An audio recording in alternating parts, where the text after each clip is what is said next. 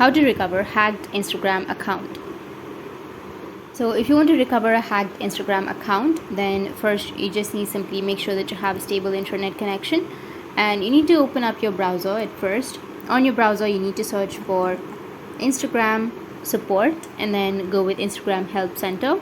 Under your help center you need to go with search and search for account recovery and tap on it. Now you will have these options. You need to go with lost access to email address or phone number linked to Instagram account. Now if you scroll down, then you will have need help logging in to Instagram. Tap on it and it will take you to account login section.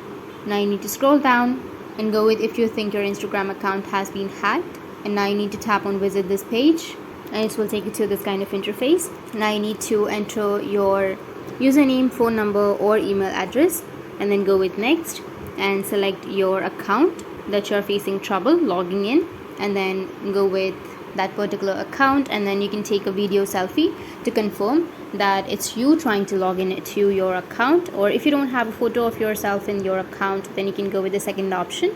So if you have photos or post of yourself in your account, then it will be easy for you to recover your hacked Instagram account.